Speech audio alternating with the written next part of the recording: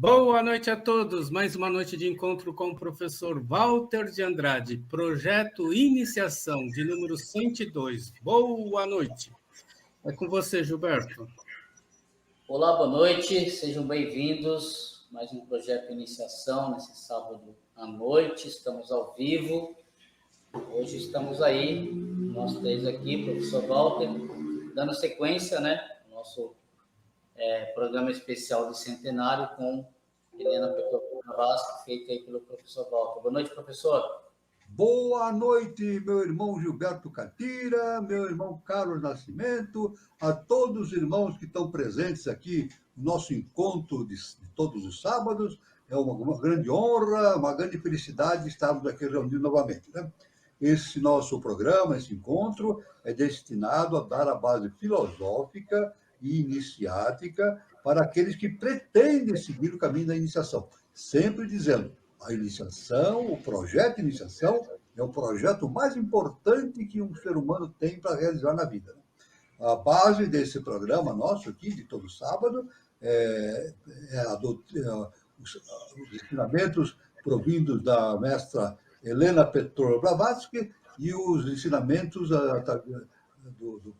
do nosso querido mestre, professor Henrique de Souza, fundador da Sociedade Brasileira de Eubiose. E, evidentemente, através desses dois grandes mestres, nós invocamos os ensinamentos dos grandes instrutores da humanidade, através dos tempos e através das civilizações, né? O objetivo é a síntese do conhecimento, a fim de propiciar aos pretendentes ao caminho da iniciação informações e valores importantes para essa finalidade, né? O encontro visa também propiciar ao participante que já esteja no caminho da iniciação a possibilidade de repensar tudo aquilo que foi aprendido e receber indicações para novas reflexões a respeito da sabedoria iniciática. Então, outra finalidade do encontro é justamente propiciar a reflexão a respeito do momento evolutivo que a humanidade está vivenciando nesse início do século XXI, início da era de Aquários. Relembrando sempre algo muito importante, que o Brasil é o berço da nova civilização.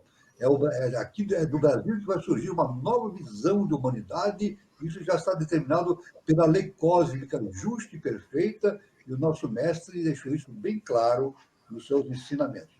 Muito bem. A pessoa, para iniciar o seu projeto de iniciação, tem que necessariamente entrar para uma escola iniciática. Então, a pessoa pode escolher a escola que mais lhe aprouver, né? Mais gostar, né? Apreciar. Mas nós, do nosso lado, nós convidamos a quem quiser seguir o caminho da iniciação, do projeto de iniciação, que faça aqui na Eubiose, né? Como é que a pessoa pode fazer isso aí? É só entrar em contato, vai numa ferramenta de busca do Google, né? E coloca lá Sociedade Brasileira de Eubiose. Vai aparecer o link da Eubiose. No link, a pessoa lá, então, vai encontrar um botãozinho onde está escrito assim, onde estamos? Então, clica lá e vai aparecer a referência de todos os departamentos que existem no Brasil e no exterior. As referências nos dão o endereço, a cidade, evidentemente, o telefone, o e-mail, o site, o que for necessário. Aí a pessoa entra em contato, né, com o departamento e marca o início da sua programação de iniciação, que é o primeiro grau iniciático, chamado grau peregrino. O primeiro grau, que já deve estar em andamento, já está em andamento em todos os departamentos do Brasil, né, e do exterior. Muito bem. Terminado o primeiro grau, isso, depois a pessoa faz mais 4 graus, totalizando 5 graus, aí ela tem o direito de tornar-se membro efetivo da Sociedade Brasileira de Eubiose.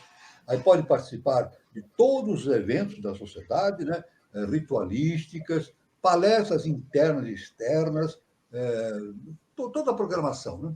Inclusive, ela pode também se exercitar, né, se capacitar para dar aulas também. A pessoa pode, se ela tiver propensão por isso, ela pode se tornar um palestrante, dar aulas e assim ser veículo da obra do Eterno na face da terra, como o nosso mestre, professor Henrique de Souza, nos ensinou. Né? Muito bem.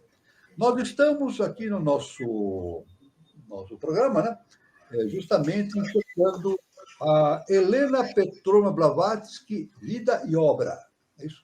Já vimos a primeira parte, a segunda parte, agora vamos ver a terceira parte. A terceira parte é realmente um assunto extremamente longo, diversificado, tem muito assunto para ser acessado. Né? Então, vamos aqui começar, Helena Blavatsky, Vida e Obra, terceira parte, número 3. Né? Muito bem. Então, vamos continuando, fazer uma sinopse da sua vida. Né? Uma sinopse da sua vida.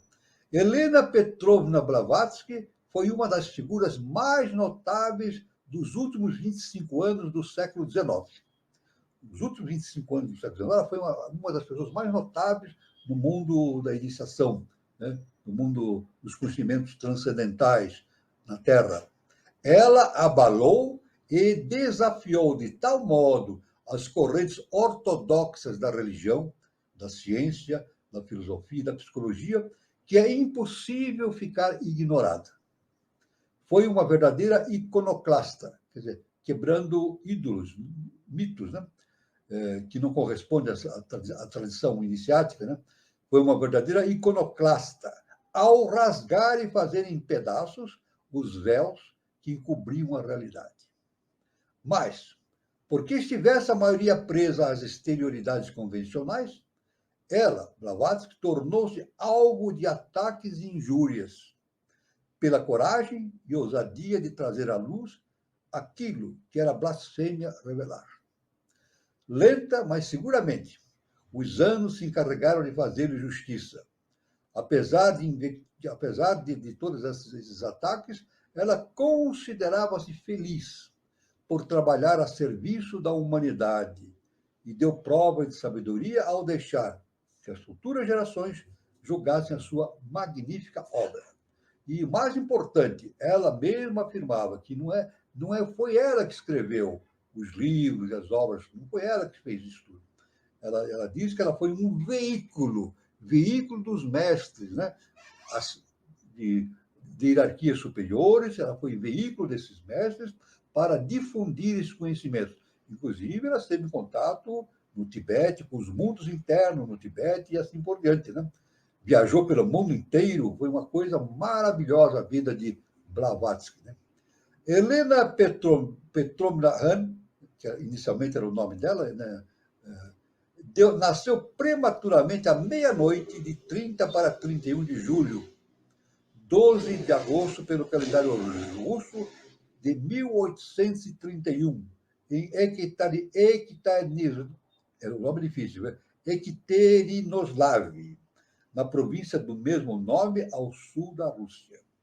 Tão estranhos foram os incidentes ocorridos na hora do seu nascimento e por ocasião do seu batismo, que os serviçais da família lhe predisseram uma existência cheia de tribulações.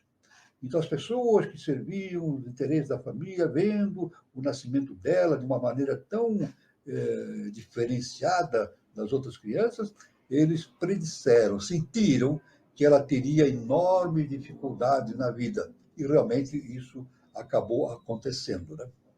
Helena foi uma criança voluntariosa, ela trabalhava muito, se dedicava ao trabalho muito extensamente. Era oriunda de uma linhagem tradicionais de homens e mulheres influentes e poderosos. Descendente de uma linha dinástica da Rússia. Né? A história dos seus antepassados é a história mesma da Rússia. Séculos atrás, os nômades eslavos erravam através da Europa Central e Oriental. Tinham formas de governo próprias, mas, quando se estabeleceram em Novgorod, fracionaram-se em feudos, que se desviaram, que se interchocaram entre si, não sendo possível chegar a uma conciliação. Chamaram, então, em seu auxílio Rurik, nascido em 862 depois de Cristo, chefe de umas tribos errantes de russos, homens do norte ou escandinavos, que andava à cata de mercado e procurando entender o seu domínio. Rurik veio e organizou em Novgorod o primeiro governo civil, que se constituiu em um centro opulento de comércio com o Oriente e Ocidente. Tá? Blavatsky nasceu nesse ambiente, né? Foi ele o primeiro soberano e reinou pelo espaço de 15 anos. Durante sua vida, o filho Igor e o seu sobrinho Oleg consolidaram-lhe o domínio no oeste e no sul. Kiev tornou-se um grande principado, e aquele que governava era virtualmente o soberano da Rússia. Ao longo dos séculos, os descendentes de Rurik ampliaram as suas conquistas e a sua autoridade sobre todo o país. Vladimir I, lá em 1015, escolheu o cristianismo como a religião do seu povo, e o chamado paganismo desapareceu. Yaroslav, o sábio, 1034, elaborou códigos dos direitos russos. O sexto filho de Vladimir II, que viveu de 1113 a 1124, foi Yuri, o ambicioso, ou Dolgorouki, na língua deles. Né? Esse apelido persistiu como título da família. Yuri fundou Moscou, e sua dinastia deu origem aos poderosos grão-duques, cujos governos se caracterizaram por lutas violentas entre eles próprios. As hordas mongóis, em 1224, tiraram partido das divergências e sujeitaram os grupos turbulentos que se rivalizavam em sede de poder e posição. Mas Ivan III, de Dolgorouki, libertou-se em 1840 do jugo mongol. E Ivan IV exigiu ser coroado czar, arrogando-se a autoridade suprema.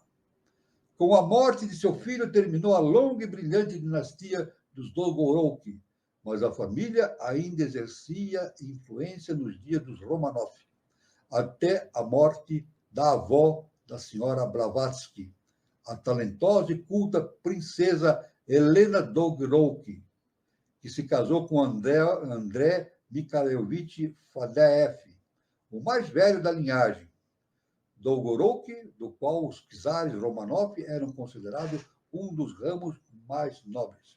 Então, a gente vê que a descendência de Blavatsky é de linhagem nobre, através do século, nessa região, né? Ela tinha uma descendência nobre. Né? Vê-se, pois, que a família de Helena Blavatsky pertencia à classe superior na Rússia, com tradição e dignidade a preservar, sendo conhecida em toda a Europa. Helena era uma rebelde, uma rebeldia.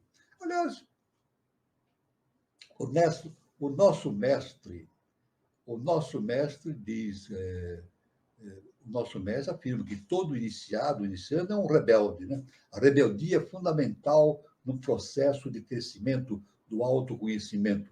Ou seja, o rebelde, no bom sentido do termo, não é o rebelde que faz bagunça, que faz revoluções, não. Aquele que é rebelde contra as ideias que tentam lhe impor. Ele tem essa rebeldia. Então, ele segue os ensinamentos dos mestres, mas vai comparando, analisando e tirando as suas próprias conclusões. Assim como nos ensinou o professor Henrique José de Souza. Ele nos ensinou o seguinte: nós devemos estudar, ler, meditar, comparar e tirar as nossas próprias conclusões. Isso é muito importante, né? Isso aí, evidentemente, fecha aquele caminho que conduz à religião, né? Ao dogma, ao sectarismo, né? Isso aí elimina toda essa possibilidade. Dá para o indivíduo que está no sentido da iniciação a condição de liberdade de pensamento, de ação e de conclusões, né?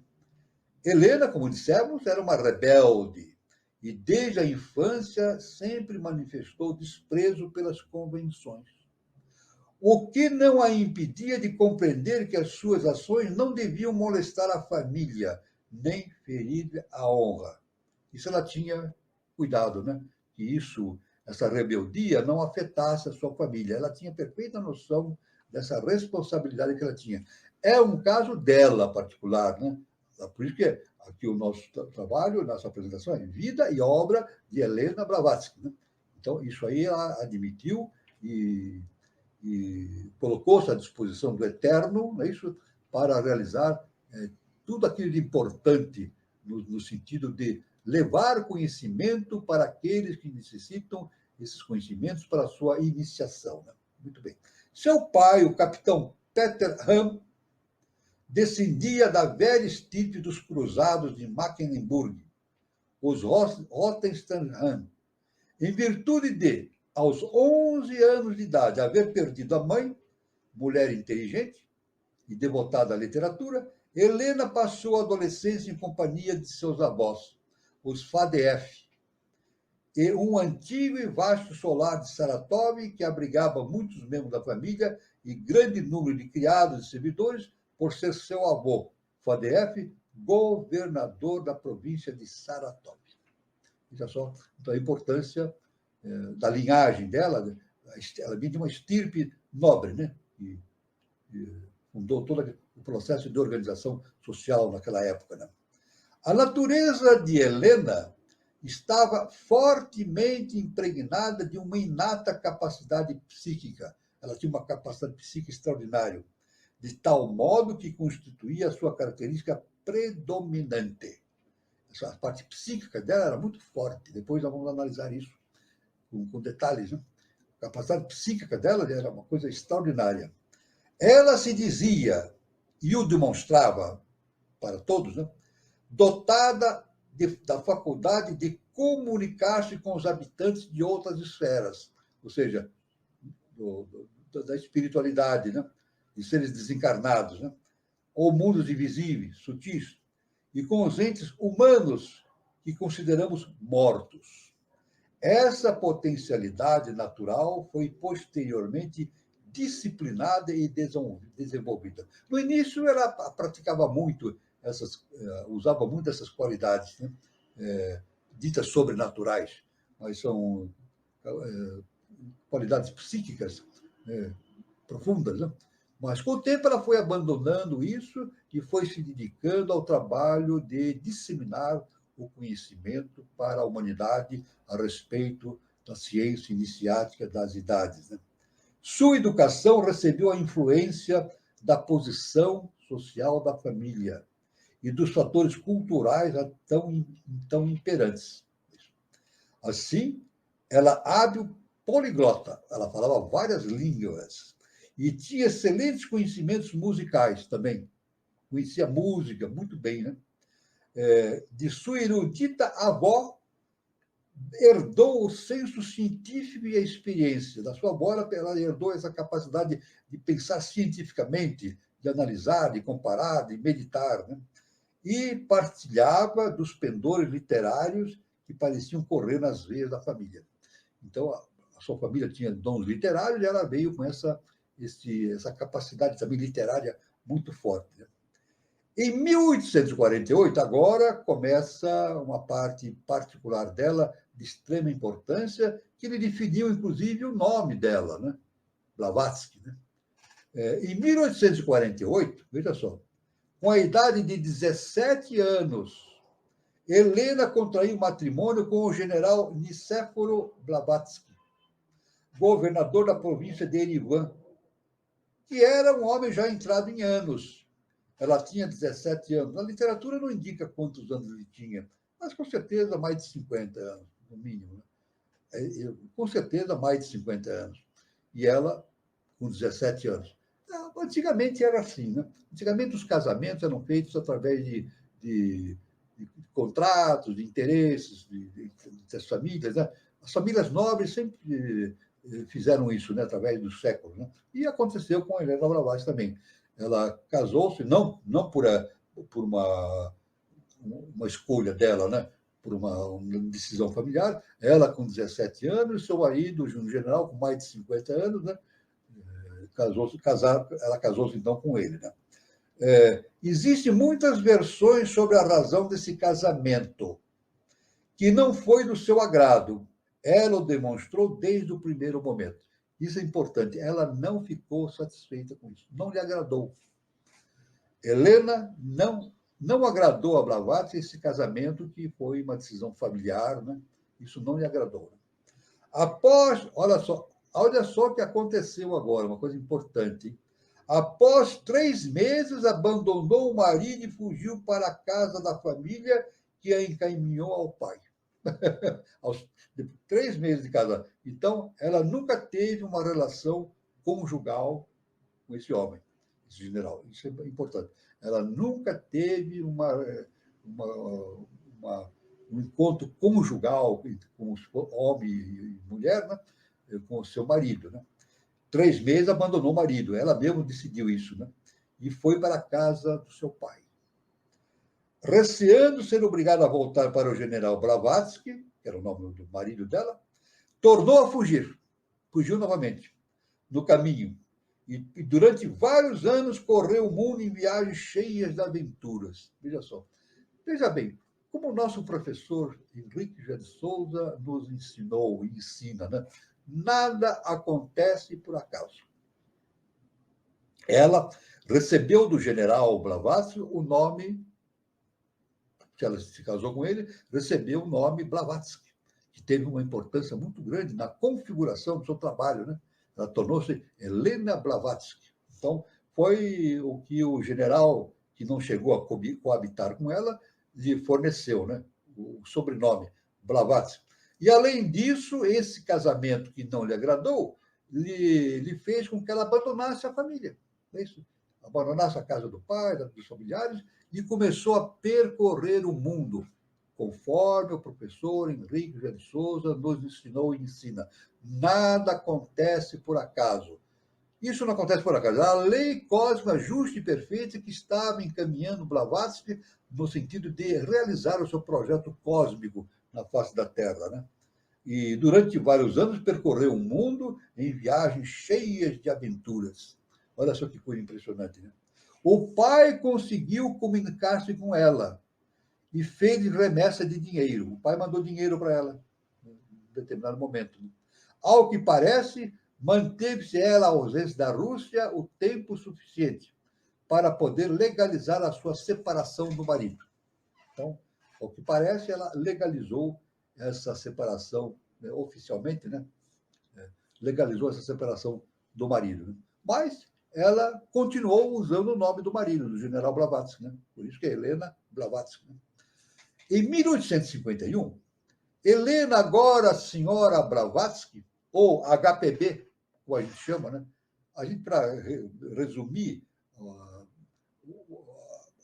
a identidade de Helena Blavatsky, a gente fala HPB, né? Helena Petro Blavatsky. Então, agora a senhora Blavatsky, ou HPB, teve o seu primeiro encontro físico com o mestre, o irmão mais velho, o adepto, que fora sempre o seu protetor, e a havia preservada de sérios perigos em suas irrequietas travessuras da infância. Então, 1851, pela primeira vez, ela encontrou-se com o mestre. Segundo a literatura da própria Blavatsky e outras, esse mestre ele não estava simplesmente desencarnado. Ele vivia na Índia, mas por um processo de desdobramento, isso eu li em diversos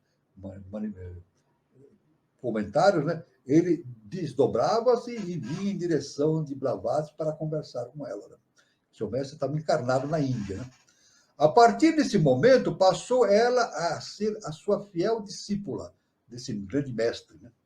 Obedecendo-lhe inteiramente a influência diretiva. Então, a partir de 1851, ela encontrou seu mestre, seu primeiro mestre, e aí passou a seguir o mestre. Isso foi também, como diz o professor Henrique de Souza, nada acontece por acaso. Isso tudo já estava escrito, determinado pela lei cósmica justa e perfeita. Né?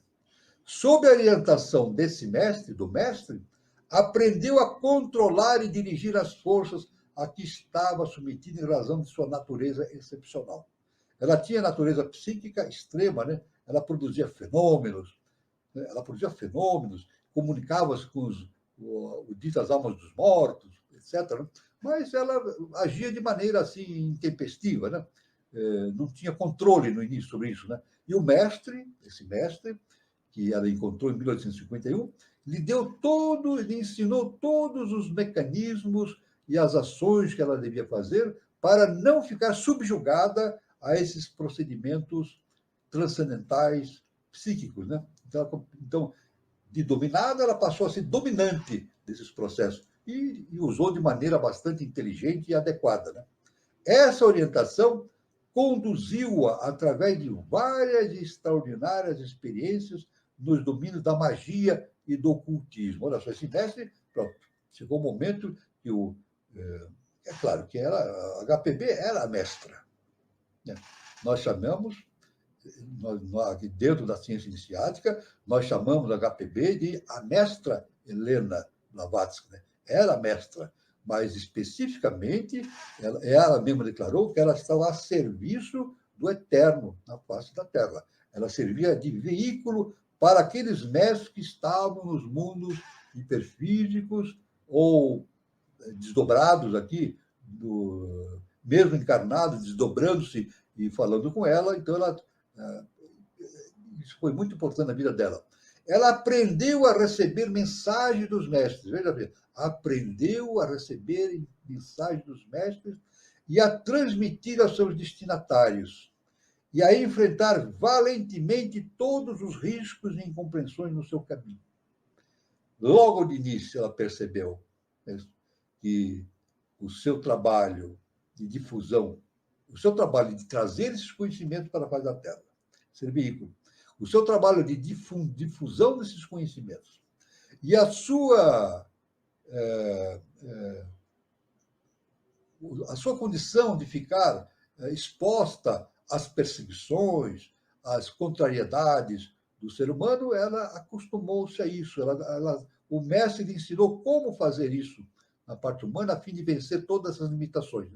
Então, ela passou a desenvolver um poder enorme a respeito contra as incompreensões no seu caminho. Aliás, nós sabemos, todo mestre, quando vem fazer um trabalho na Terra, isso faz parte da natureza humana. Todo mestre, quando vem fazer um trabalho na face da Terra, é perseguido, é vilipendiado, é exposto ao sacrifício, né? Então, exemplo que nós temos, clássico, é Jesus o Cristo, né? Mas Krishna também enfrentou sérias, né? e assim por diante. Todos os grandes mestres sofrem enormes perseguições na face da Terra. O nosso mestre também, professor Henrique de Souza, ele sofreu também injúrias, calúnias, perseguições dos seus próprios ditos discípulos, que não eram discípulos, alguns, né? E não compreendiam exatamente o papel do nosso mestre no caminho da iniciação, na sua iniciação, né? Mas a HPB, com o seu mestre, ela aprendeu logo de início a controlar esses impulsos que ela tinha da natureza psíquica e aprendeu também a combater, a se resguardar de todas aquelas perseguições que começaram a persegui-la, as perseguições que ela começou a sofrer pelos seus irmãos em humanidade, né? Seguir o rastro de suas peregrinações durante esse período desse aprendizado é vê-la em constante atividade pelo mundo inteiro. Veja bem, atividade pelo mundo inteiro. Ela viajou por países e países, mais países, ela viajou muito, né? Parte do tempo ela o passou nas regiões do Himalaia. Himalaia, é chamado pelos conhecedores, por aqueles que sabem da tradição iniciática, é chamado o teto do mundo. É isso? O Himalaia é lugar de muitos templos, residência de muitos mestres. Isso a ciência iniciática nos conta, né? Estão sempre em meditação. Himalaia, o teto do mundo, chamado, né? Ela estudou em mosteiros do Himalaia, né?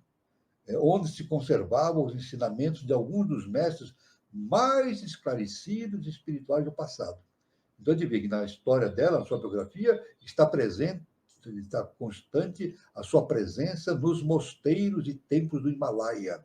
E lá também ela entrou em contato com conhecimentos extraordinários, preparando-se, evidentemente, por essa viagem iniciática que ela deveria fazer na sua caminhada na face da Terra, justamente para servir de veículo para a obra do Eterno na face da Terra.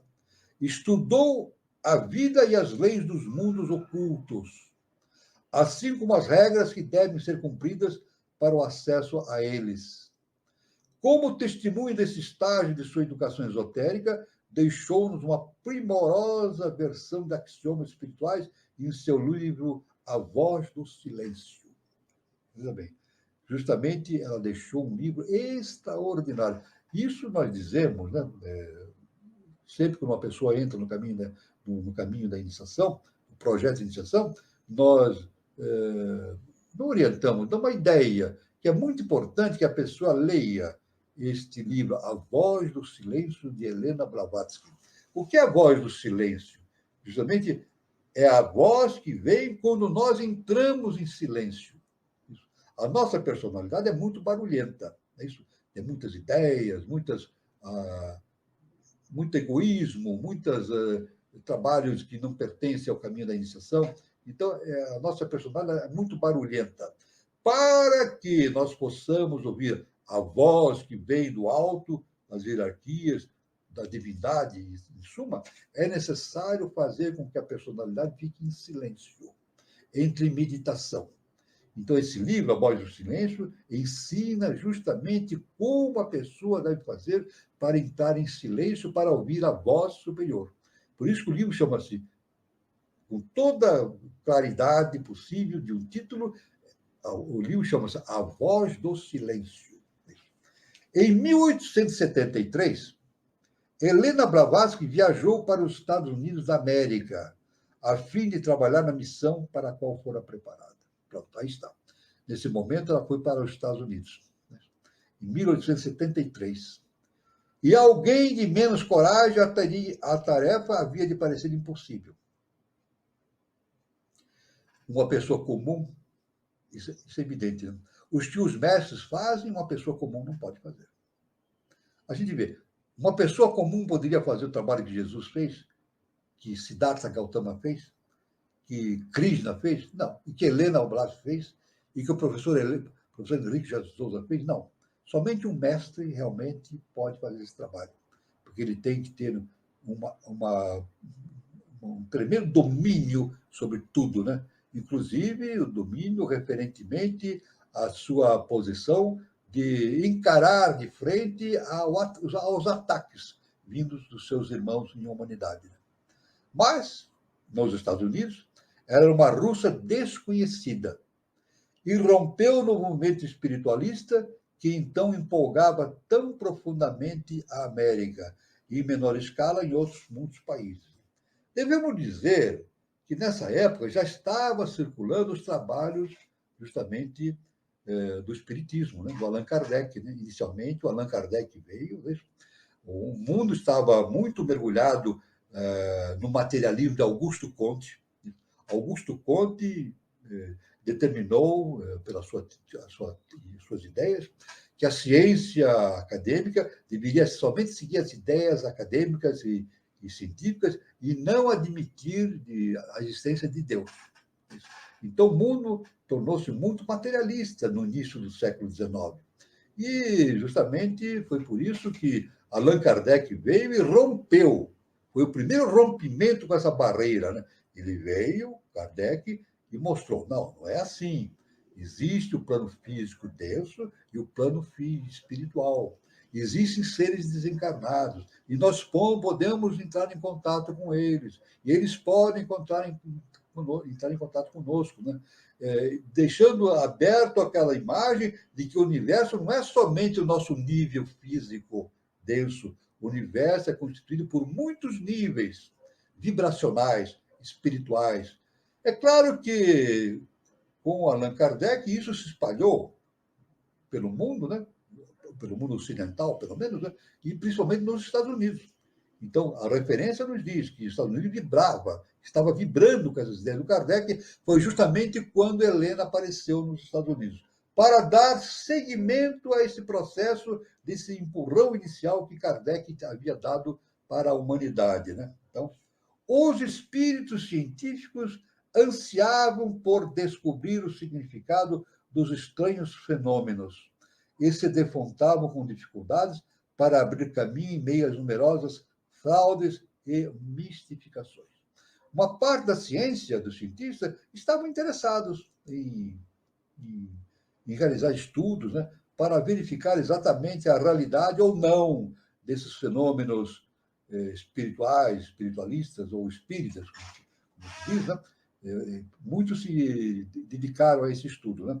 Mas muito um dos que se dedicaram justamente nessa época foi o Sir William Crookes, um grande químico, né?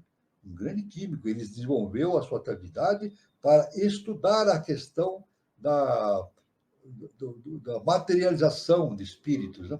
Como se chamava, materialização, né? Estudou o ectoplasma e fez um trabalho extraordinário.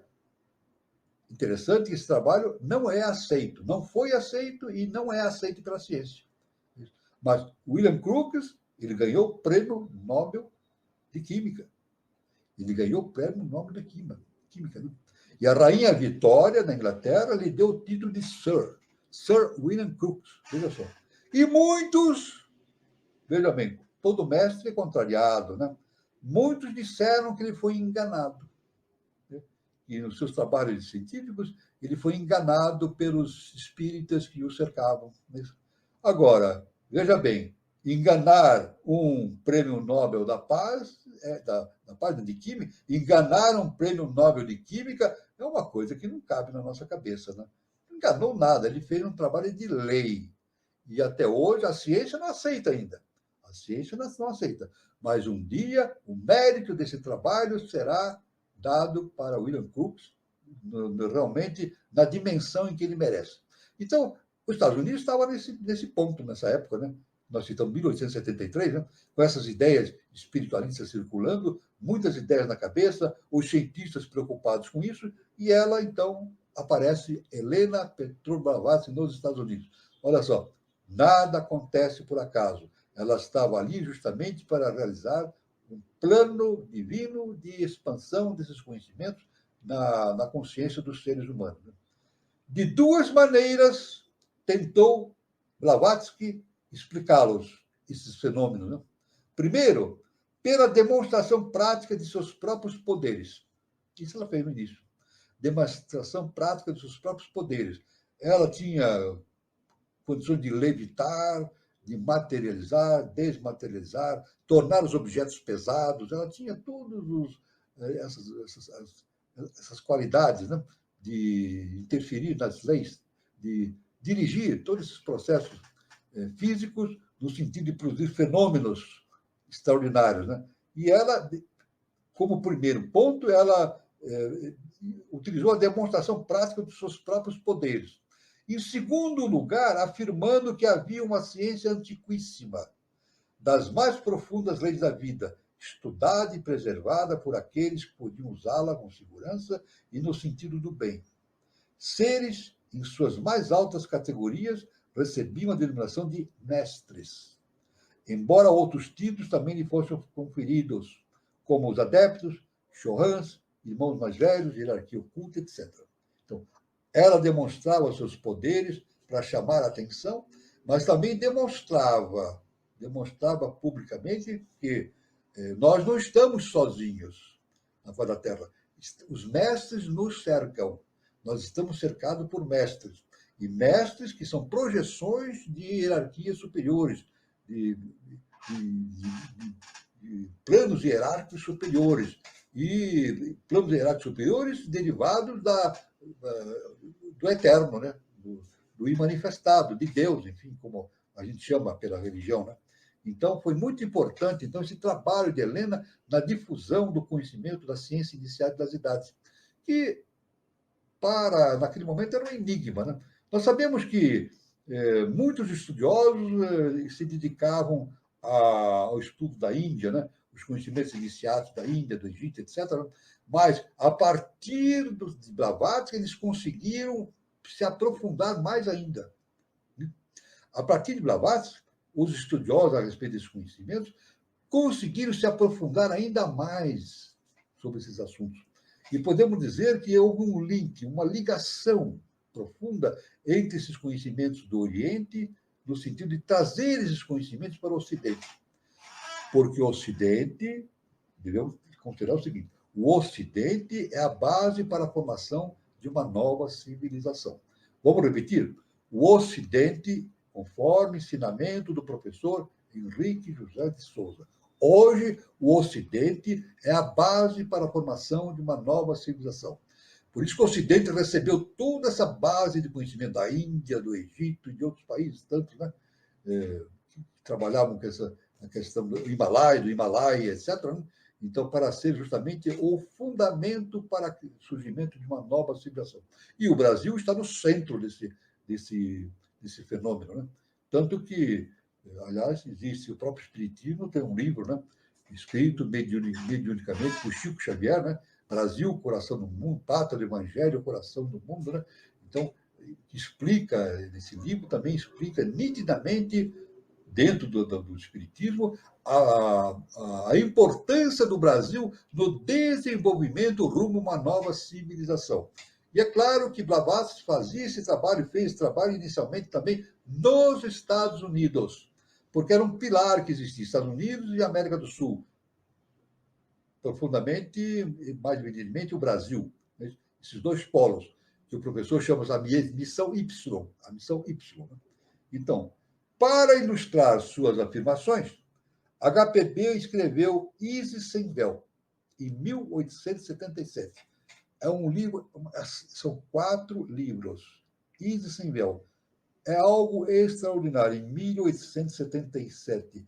E A Doutrina Secreta, em 1888. Ambas obras ditadas a ela pelos mestres. Veja, ela mesmo disse que essas obras foram ditadas pelos mestres a ela. Ela tem a dignidade e a humildade e a franqueza de dizer que ela realmente não fez nada por si mesma. Ela recebeu os ensinamentos dos mestres e ela foi veículo. Inclusive, ela falou, num determinado momento, de uma maneira bastante poética, né? Ela falou que o trabalho dela foi reunir as flores dentro de um buquê e dar um laço. Olha que coisa bonita que ela fez. Ela simplesmente, o trabalho dela foi reunir essas flores todas do conhecimento superior, fazer um buquê de flores para a humanidade e dar um laço, unir todas as flores. Então, ela foi apenas um veículo. Né?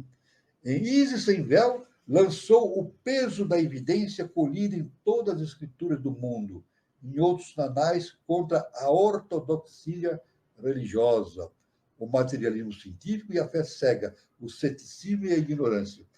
Em Isis Sem Véu, uma obra, um trabalho de 4 livros, que eu também recomendo. Né? Aliás, não eu recomendo, a ciência iniciática brasileira recomenda a todos aqueles que estiverem no caminho, no projeto de iniciação, ler esses livros, né? A Isis Sem Véu e a Doutrina Secreta também. Isso é muito importante.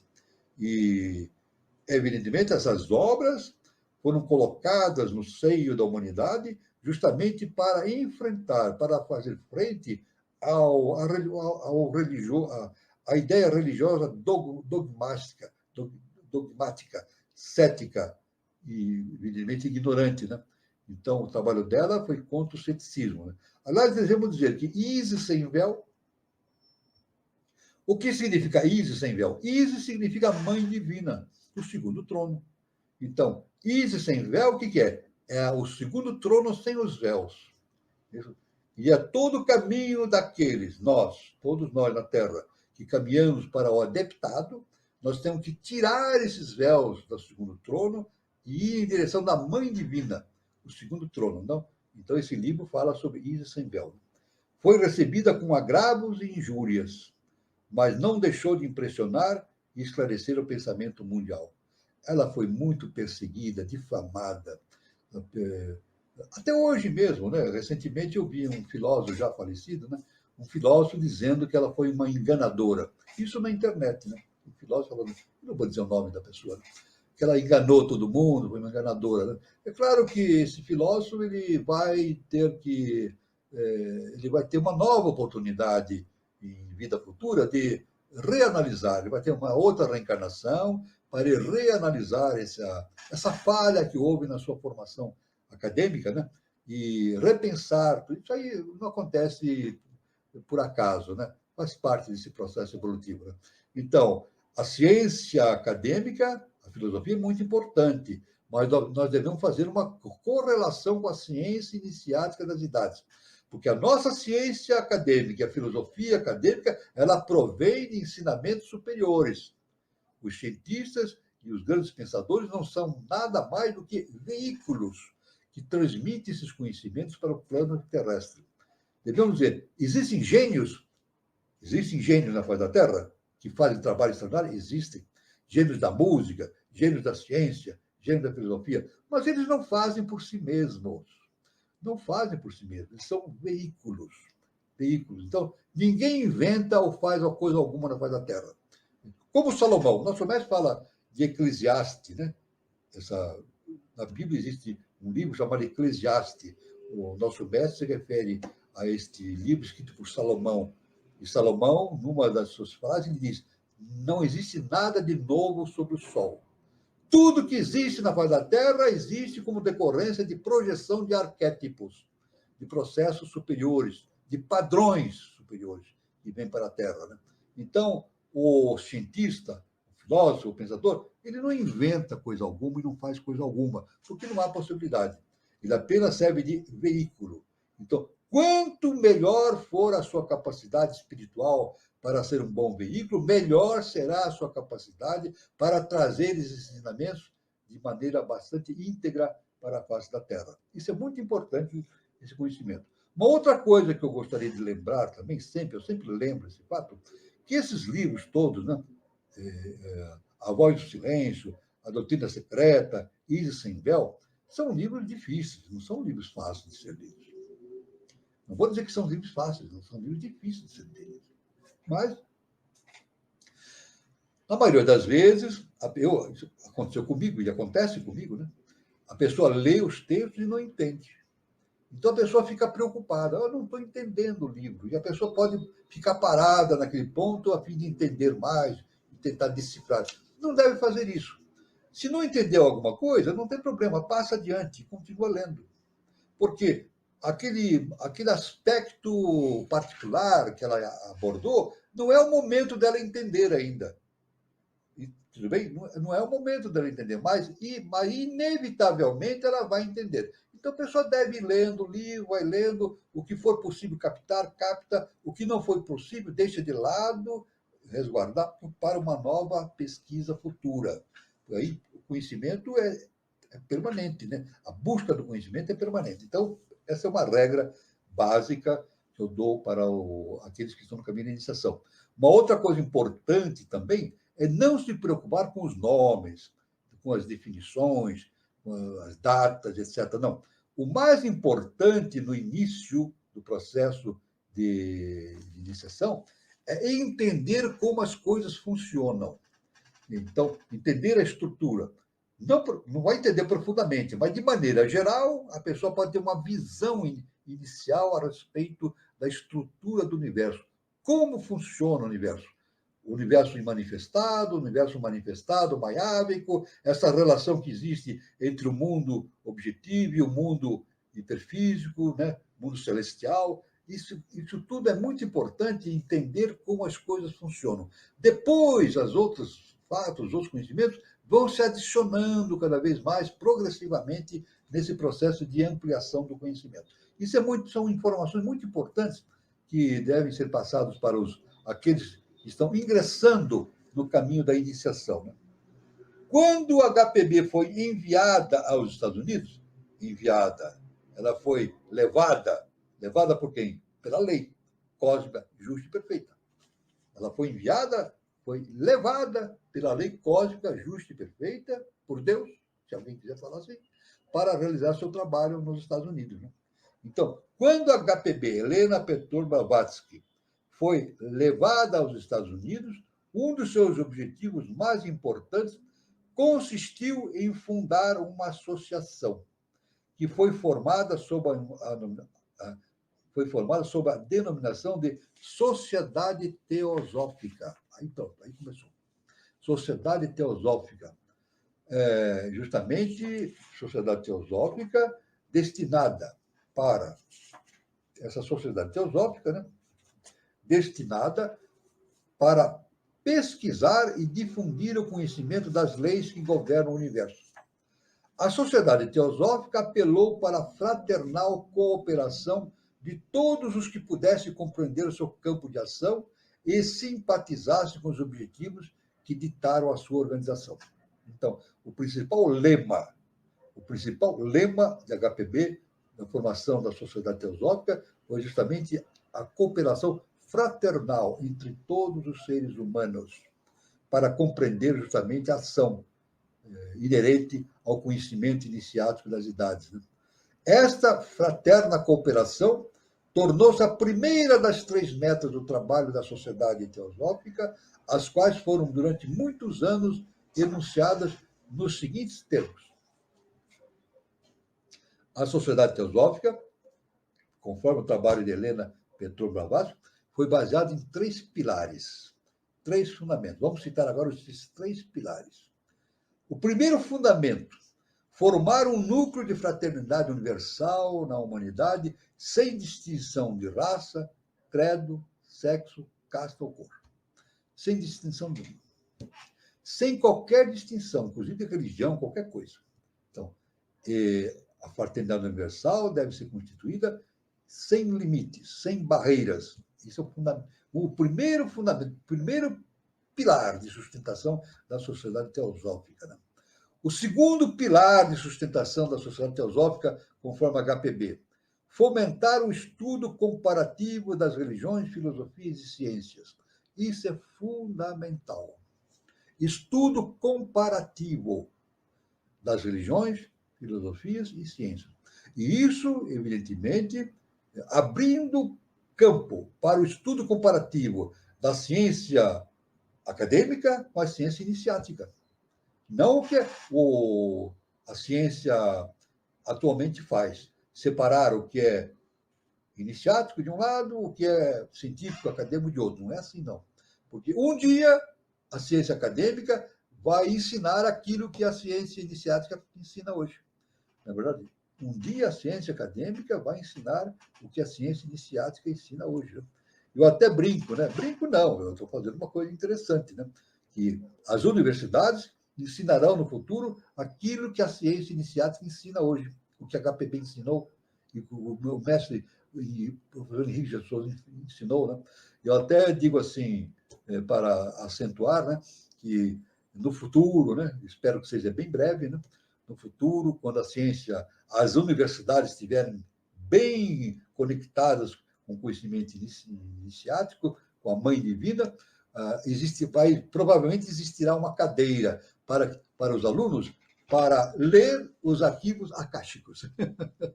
Os alunos vão ter aulas de como ler os arquivos acásticos. Então, a gente sabe que o arquivo acástico é lido por um adepto. Né? Um adepto consegue ler os arquivos do nível do Akasha, do segundo trono.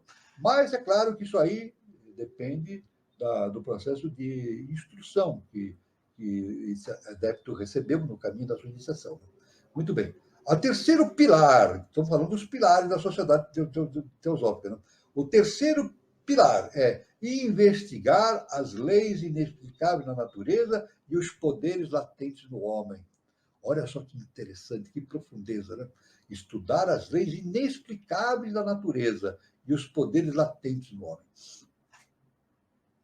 Existem leis da natureza que a ciência não consegue explicar. É isso. O próprio universo em si, toda a construção do universo, né? Isso é muito importante. Tanto que a astronomia ela não consegue ver o universo. A ciência acadêmica fala que a astronomia estuda o universo. Não. A astronomia estuda a pele do universo. A astronomia estuda a parte exterior, mais exterior do universo, que é a parte física densa, né? Agora, dentro, permeando essa estrutura física, existem os universos hiperfísicos. Universos hiperfísicos, muitos universos hiperfísicos, permeando esse universo físico denso. E a ciência acadêmica não admite isso, de maneira nenhuma. Outra coisa também importante que da astronomia, veja bem, vamos falar francamente, a astronomia é uma ciência do passado. Né? A astronomia estuda as coisas do presente? Não, estuda as coisas do passado. Porque aquilo que nós vemos do universo tem que atravessar, é a luz que atravessa bilhões, milhões e bilhões de anos para chegar na Terra. Então, o que nós vemos do universo é aquilo que o universo foi. Veja só, olha só que interessante. O que a astronomia estuda é aquilo que o universo foi. Mas a astronomia, a ciência, não sabe a natureza atual do universo. Por quê? Porque não consegue estudar. As imagens nos chegam depois de bilhões de anos. A luz tem uma velocidade, né, específica no vácuo, né? Então, é uma ciência do passado. Então, tudo isso são limitações do ser humano. É claro que, quando o indivíduo vai transcendendo as limitações do corpo físico denso, né, e vai entrando no campo da espiritualidade, essas barreiras vão se eliminando, né? E já na ciência, na física quântica, hoje a física quântica já afirma isso, que o tempo e o espaço não existem. Olha só que importante, né? A física quântica já afirma hoje. Os físicos quânticos dizem que é uma loucura isso, né? O tempo e o espaço não existem. Isso é ensinado na ciência iniciática desde o início, né? O tempo e o espaço não existem. Tanto que Siddhartha Gautama, o Buda, ele não chama passado, presente e futuro. É o aqui e agora. O aqui e agora, que corresponde justamente ao nosso estado de existência, né? Então, veja bem a amplitude que a HPB deu, inclusive para a ciência acadêmica, né? Agora, é necessário que a ciência acadêmica se liberte das suas limitações para poder adentrar nesse campo profundo do conhecimento iniciático, né, das idades, né? Então, isso é muito importante, essa questão, né? Aliás, devemos dizer o seguinte, para fazer uma correlação. Como é que a ciência acadêmica, a ciência oficial, vai conseguir descobrir coisas além dos seus limites?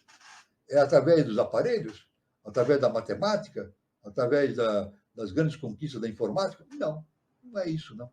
A ciência vai descobrir cada vez mais os assuntos relacionados à ciência iniciática na medida em que a consciência dos cientistas forem evoluindo.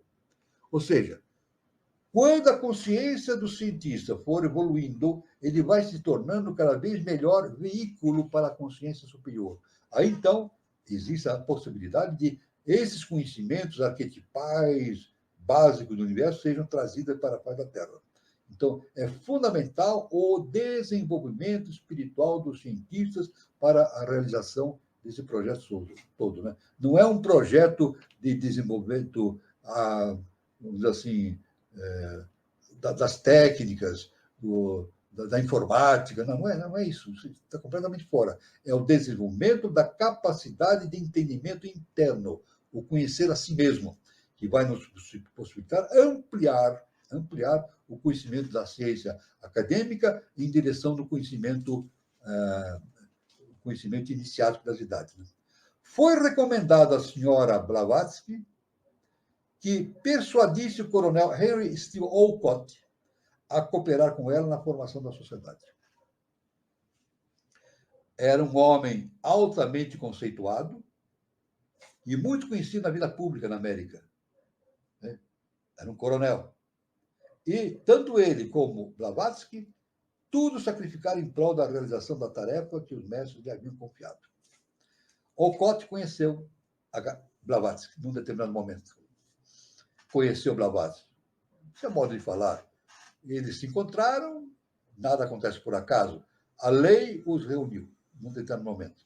E o próprio Olcott, num dos seus livros, eu li isso aí, ele contou que pela primeira vez que ele encontrou a Helena Blavatsky nos Estados Unidos, numa determinada reunião científica, que falavam sobre esses assuntos transcendentais, científicos, ele foi com um amigo dele, né? Então, quando ele olhou para Blavatsky, Blavatsky pela primeira vez e falou para o amigo, o coronel Okoth contou isso. Ele olhou para Blavatsky e disse para o amigo, olha só que mulher estranha. Ele falou, que mulher estranha aquela, né? Então, ele percebeu que ela tinha algo estranho. É claro que eles já se conheciam, né? Foram reunidos ali para realizar um trabalho em dupla, né? No sentido iniciático. Mas ele recebeu aquele impacto. Quando ele olhou para Blavatsky, aquele impacto veio nele. Então, ele chegou no momento exato para fazer essa relação. E ele tornou-se, foi parceiro dela, né? Durante muitos anos e realizaram um trabalho extraordinário para a difusão desses conhecimentos. Né? Então aí está, nós estamos aí continuando, né, o estudo da vida de Helena Blavatsky, demos mais um passo, né? Temos ainda muita coisa para falar, né? Estamos aqui no terceiro encontro, temos outros encontros, né? Falando sobre isso, mas veja a profundidade. Quanto mais falamos de Blavatsky, mais temos para falar. O assunto é interminável, é infinito, né? Então, eu gostaria agora de dar uma pausa agora por hoje, né, a respeito desse assunto. Continuamos no próximo encontro, nós vamos fazer a parte 4, né? Helena Blavatsky, vida e obra, quarta parte, a partir do próximo encontro, né? Então, eu passo a palavra para o nosso irmão Carlos Nascimento, para que a gente agora faça uma conversa em conjunto com todos aqueles que estão nos seguindo. É muito bom, viu, professor? E ela tem uma vida interessante, né, para a gente ficar aqui refletindo sobre tudo isso.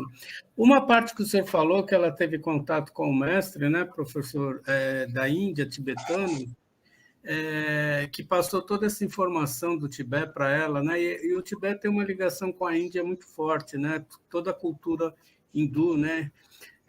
Ela também teve influência egípcia, não é, professor, da fraternidade de Luxor, né? Ela trouxe conhecimento da Índia. Isso, teve algum mestre da fraternidade de Luxor que também fez contato? Não tenho conhecimento de algo específico, né? O que a ciência, o que é dito na biografia de Blavatsky eram mestres, seres que vivem em planos hiperfísicos, né, superiores, e tinha um ou dois mestres encarnados em corpos físicos na Índia, né? Mas eles se desdobravam e vinham se encontrar com o HPB. Mas eles viviam fisicamente na Índia. Isso aí faz parte dos conhecimentos. Tem vários pontos, né, que falam sobre esse. É uma coisa extraordinária. A gente, para pensar isso, para a nossa cabeça, para imaginar isso, é muito difícil. Né? Mas é claro que ela teve conhecimentos extraordinários. Né? E é claro que todo conhecimento, né, Carlos, o conhecimento é um só.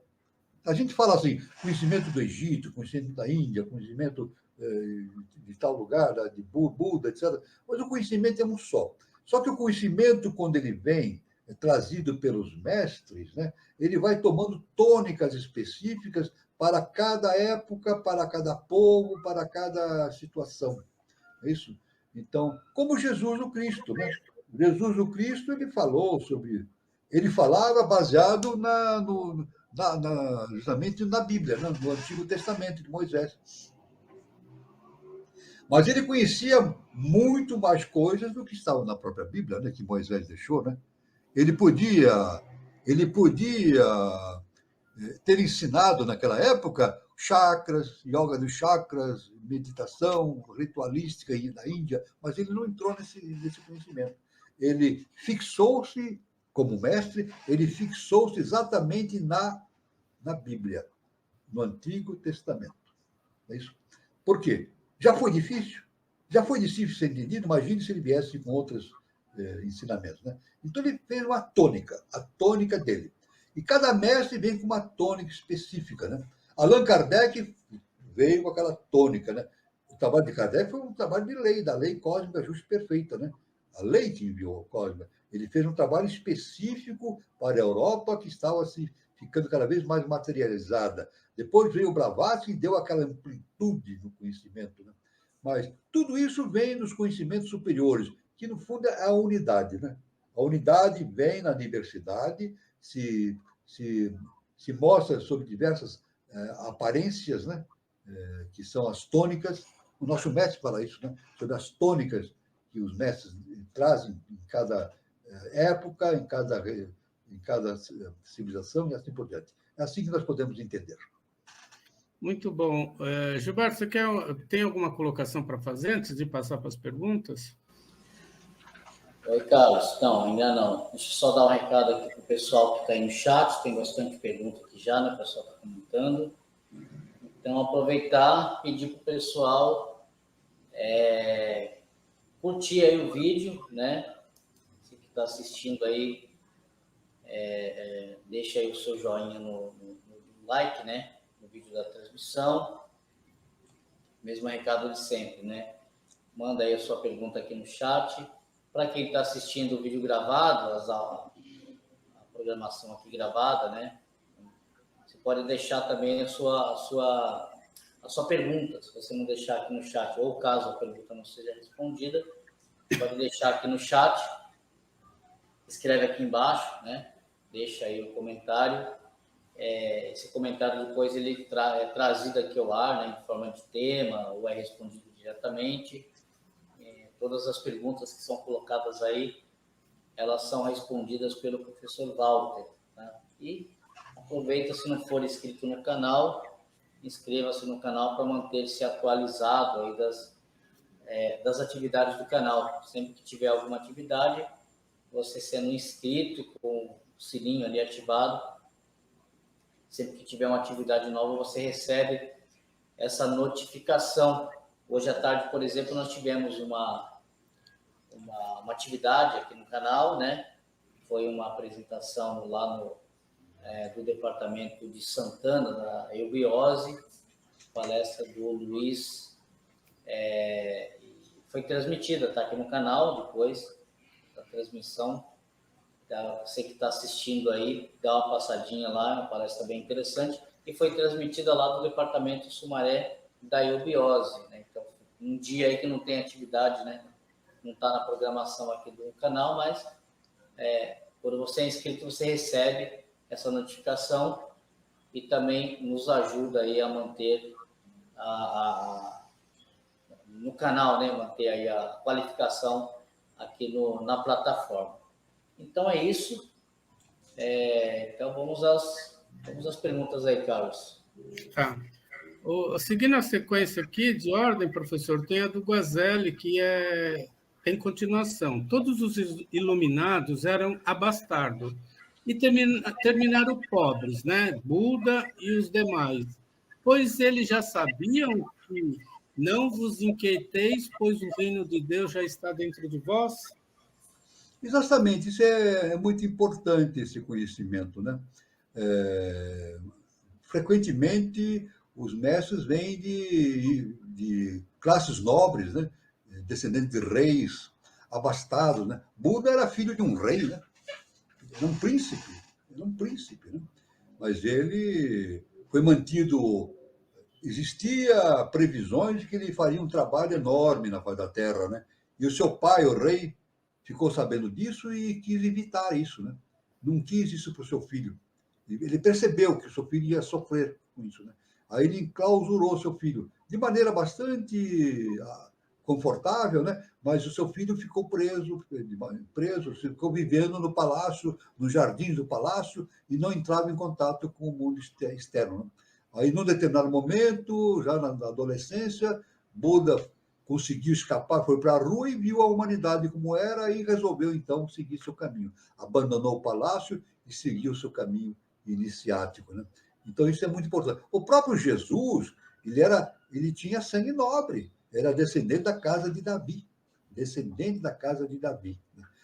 É claro que a religião coloca Jesus como uma pessoa pobre, uma pessoa desvalida, sem qualquer... Então, isso faz parte da religião, né?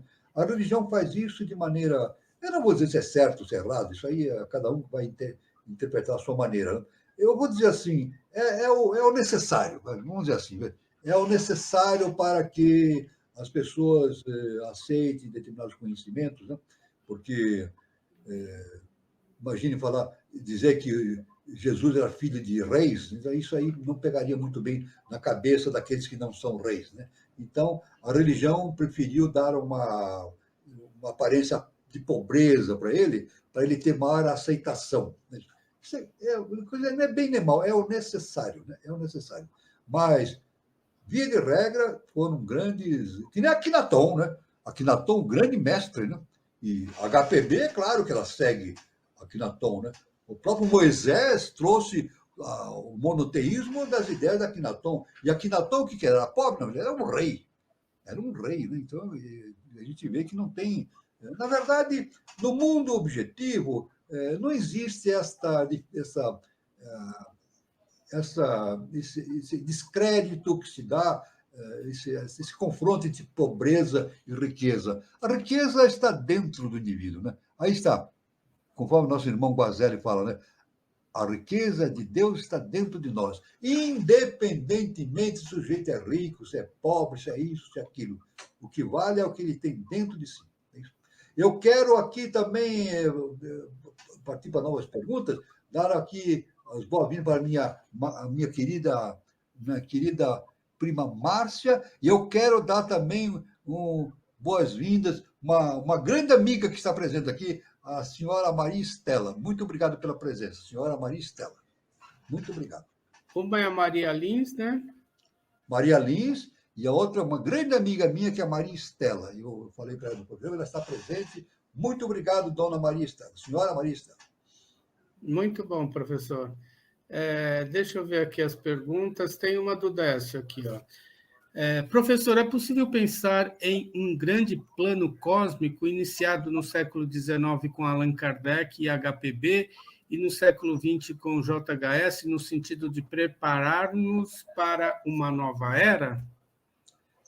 É possível, sim, um grande plano cósmico. Agora, esse grande plano cósmico está fundamentado justamente na missão que o mundo ocidental tem no presente momento. A pessoa diz assim, você está falando do Ocidente, dando muita importância para o Ocidente. Mas eu não estou falando por mim mesmo, isso é entendimento do professor Henrique de Souza e de outros pensadores. Não é que o Ocidente é melhor do que o Oriente, não, é a tônica, é o momento. É o momento do que chama-se na Ió, chama itinerário de Ió, o caminho da mônada na face da Terra. Chegou o momento que a mônada, por esse processo de monádico, está se diversificando nas diversas sub-raças, né? E passa pelo mundo ocidental. Tanto que o mundo ocidental fez as grandes navegações, na verdade, ultrapassou o Oceano Atlântico, e os portugueses, inclusive, não só ultrapassaram o Atlântico, mas viajaram pelo mundo inteiro, por todos os 7 mares. Né?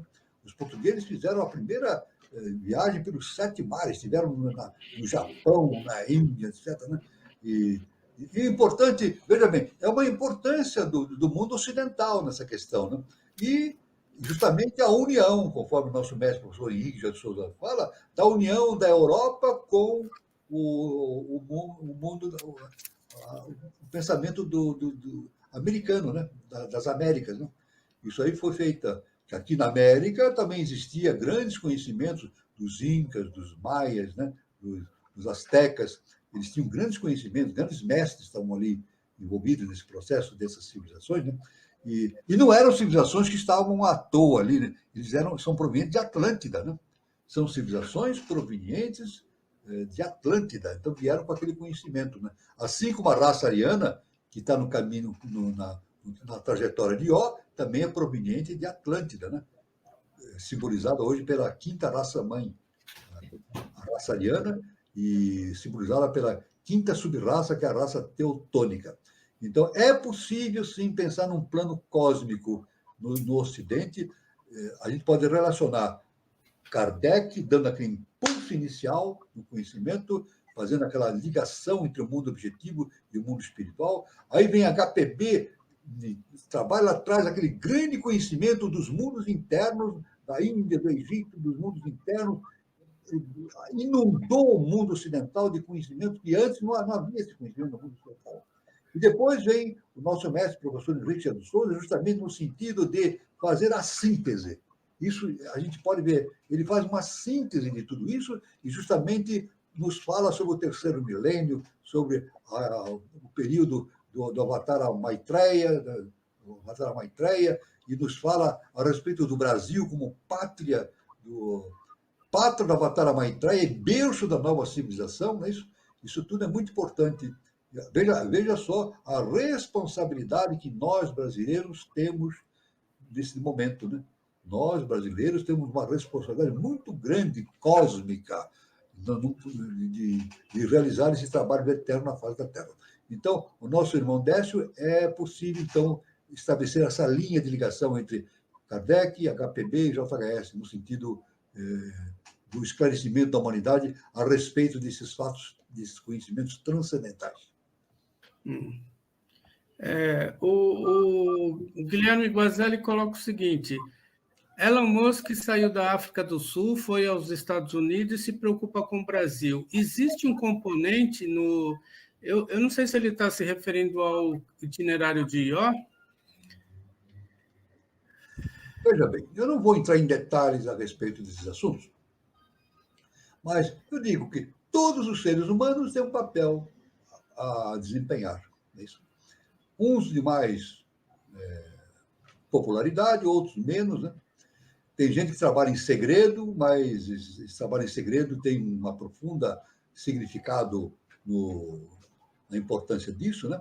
Então, é claro que existem conflitos, né? Esses conflitos é a questão do bem e do mal, né? Na verdade, não existe.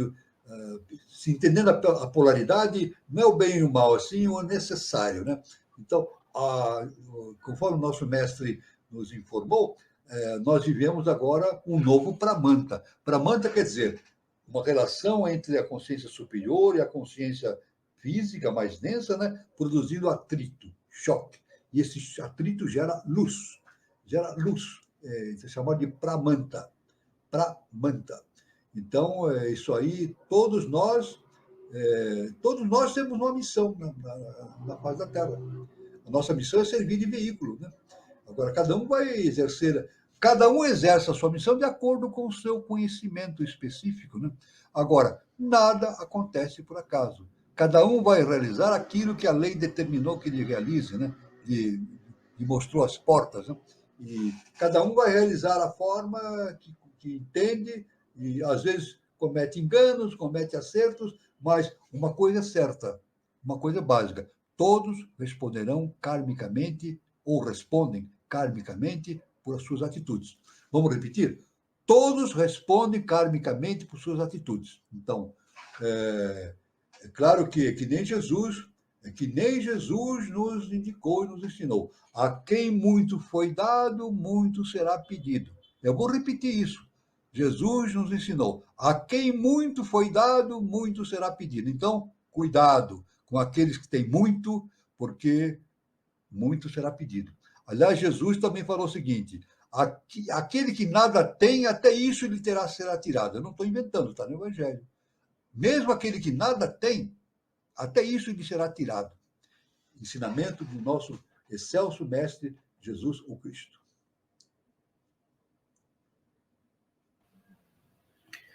O Guilherme Guazelli coloca assim, professor: o conhecimento está latente, basta despertar? O conhecimento está em nós. Nós somos deuses. Eu estou falando? Não. Jesus, o Cristo, falou, está no Evangelho. Ele falou: vós sois deuses. Agora, como é que nós somos deuses? Se nós somos o que somos? Somos deuses esquecidos. Nós nos esquecemos da nossa divindade. É isso? Então, dentro de nós existe o quê? Deus. Jesus falou: vós sois deuses. Aí, então, numa outra passagem do Evangelho, está escrito lá, Jesus disse: conhecereis a verdade e a verdade vos libertará. A religião não explica isso. Nenhuma religião que a gente conhece explica exatamente o que é conhecer a verdade e do que essa verdade vai nos libertar. O máximo que a religião fala é que a verdade nos liberta de Satanás, das forças do mal. Não é verdade isso, não corresponde à ciência iniciática. Na verdade, conhecer a verdade, o que é? É conhecer a nós mesmos, conhecer a divindade que existe dentro de nós, latente em nós. E quando nós conhecemos a verdade que existe dentro de nós nos libertamos do quê?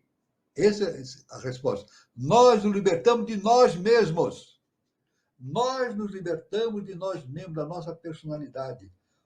O limite, o impacto, a limitação para o entendimento das coisas superiores somos nós mesmos. Nós mesmos. Por isso que Sócrates, o grande Sócrates, ele disse, né? Ele afirmou, tudo que sei é que nada sei. Por isso que ele era um sábio, porque ele sabia, Sócrates tinha noção da infinitude da sua ignorância. Por isso era um sábio. A dissemelhança, ao contrário daqueles do seu tempo que se diziam sábios e com os quais ele conversou e que ele falou que nada sabiam. Aqueles que se diziam sábios, nada sabiam. Então, aquele que diz que sabe tudo é um ignorante. Aquele que diz que tudo que sei que nada sei é um sábio.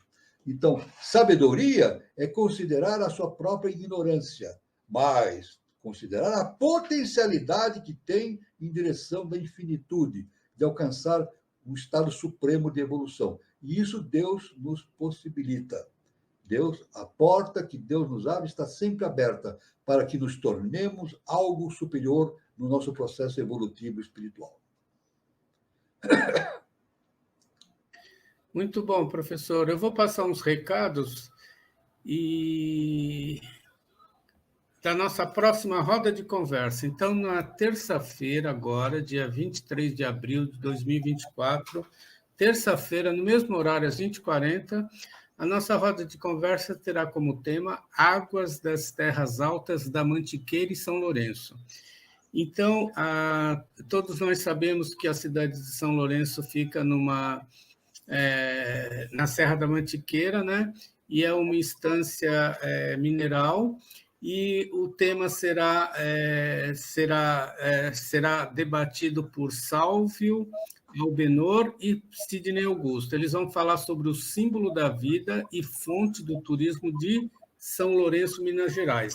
A água dos rios e lagos da região, incluindo o Rio Verde e as terras altas da Mantiqueira, que estão ligadas a muitas regiões que dependem, né, da sua preservação para a produção agrícola, energética e outros fatores, chegando à Bacia do Prata. O tema é muito interessante, prestigie, e o Sálvio e o Sidney terão como moderadores Daniela Troncoso e Gilberto Catira. Então, portanto, nesta terça-feira, dia 23 de abril, no mesmo horário, às 20h40. E eu queria também falar sobre o Espaço Shakti Nova Era.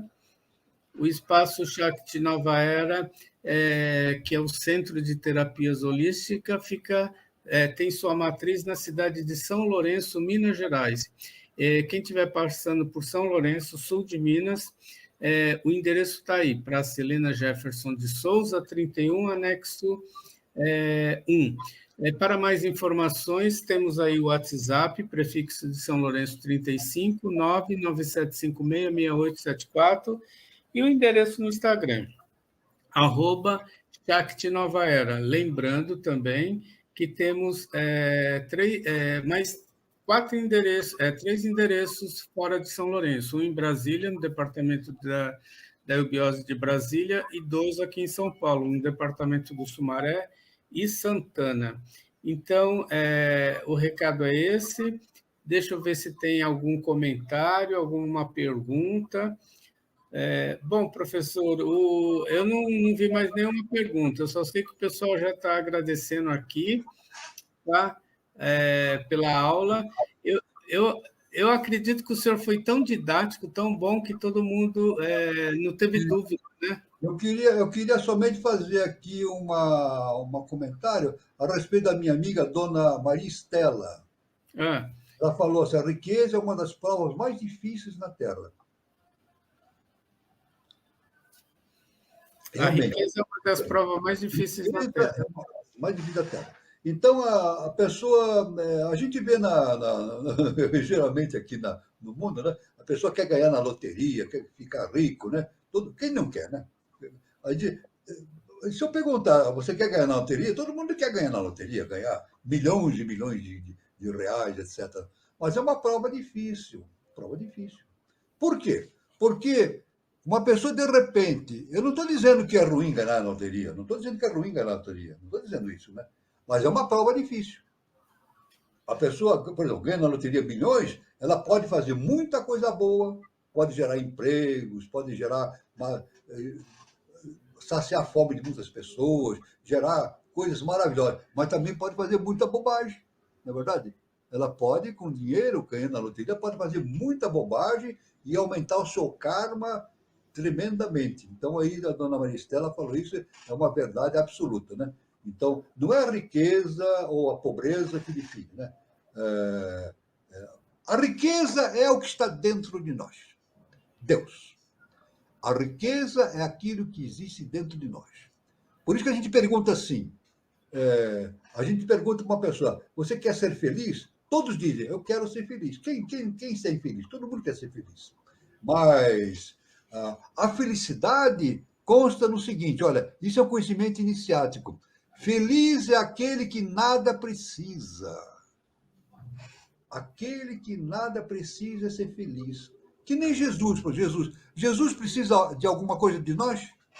Ele precisa de alguma coisa de nós, seres humanos? Não, ele tem tudo. Siddhartha Gautama, todos os grandes mestres, eles têm tudo dentro de si. Deus, a divindade, né? Então, ser feliz é justamente ser grande, é justamente ter tudo dentro de si, não precisar nada de fora. Ter tudo dentro de si mesmo. Chama-se autoconhecimento. Muito bom. E o Guilherme também coloca, né? O sábio só observa e contempla. Exato, exato. O sábio observa, contempla e tira as suas próprias conclusões.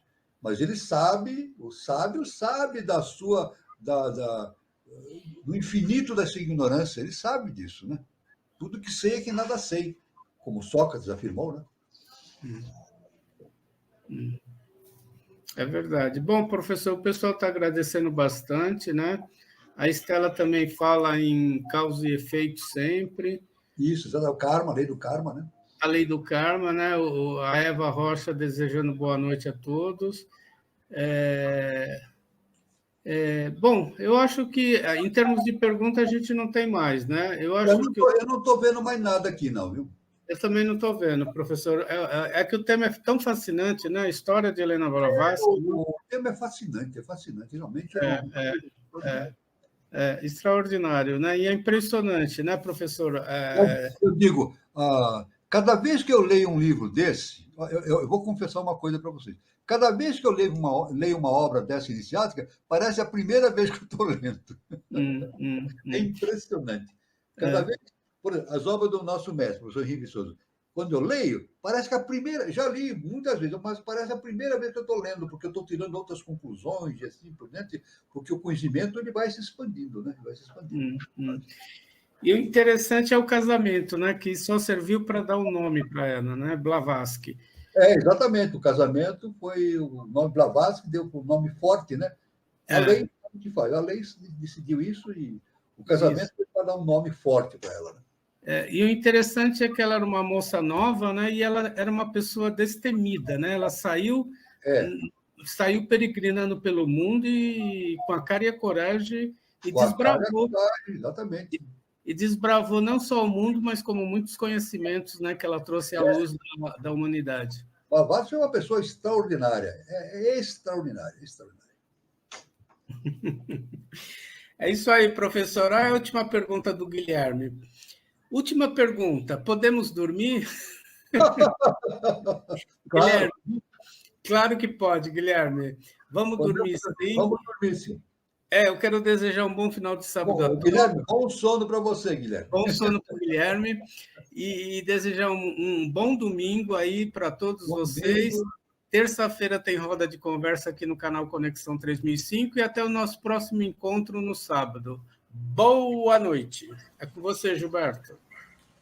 Isso aí, agradecer a todos que estão aí no chat, participando, aos que não participaram, mas que estão acompanhando também, né? Um bom final de sábado para todo mundo, para aquele que vai dormir e para aquele que não vai dormir, né? 2 horas ainda, né? Então a noite está começando, né? Para mim é cedo ainda, para mim é cedo para dormir. Todo mundo espera alguma coisa no sábado à noite, né? Já diz a música, né? Então, tá só começando. Então, bom restinho de sábado, bom domingo. E nos vemos aqui na segunda-feira. Tá certo? Boa noite, professor. Boa noite, meu irmão Gilberto Catira, meu irmão Carlos Nascimento, e da nossa parte aqui do programa, nós nos vemos no sábado que vem. Luz, paz e amor para todos e fiquem todos com Deus.